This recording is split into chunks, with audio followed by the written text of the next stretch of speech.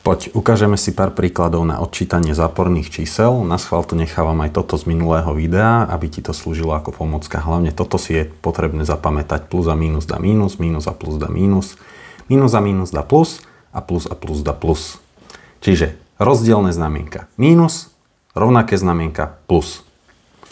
No, mínus 2, mínus 5 je mínus 7, lebo pozor, toto niekoho milí, že však ale mínus a mínus je predsa plus. Bacha, ale toto je bežné odčítanie. Tento princíp nám platí pri tých zátvorkách. Dobre? Bacha na to. Takže keď mám len mínus 2, mínus 5, to je mínus 7.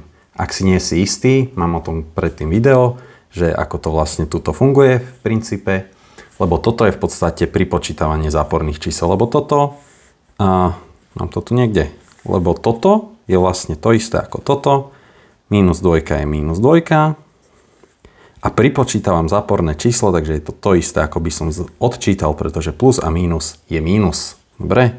Čiže toto je tiež minus 7.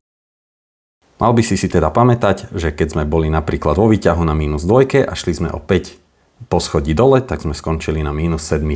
Podľa tej číselnej osy hovorím, mám to v inom videu, nejdem sa k tomu už teraz moc vrácať. Takže mínus a mínus mi dá plus 2, ale plusko písať nemusím. Mínus a mínus mi dáva zase plus a keďže je to už ďalšie číslo v poradí, no tak samozrejme tamto znamienko dať musím.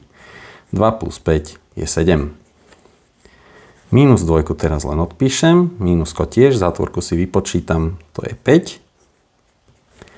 No a mínus 2, toto je ako keby mínus a plus a to mi dá zase mínus 5. A to je zase mínus 7.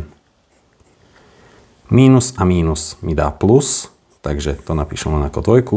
Tu mi zostáva odčítanie 5. A 2 minus 5 je minus 3. Dobre, ešte raz, nenechaj sa pomýliť. Toto s tými mínuskami a pluskami platí takto, keď to mám pred zátvorkou. OK? Nie keď mám bežné odčítanie. Toto je len bežné odčítanie. Tam sa mi nemení, že mínus a mínus je zrazu plus. Nie. Od minus 2 odčítam 5. Som na minus 2. poschodí a idem opäť poschodí dole.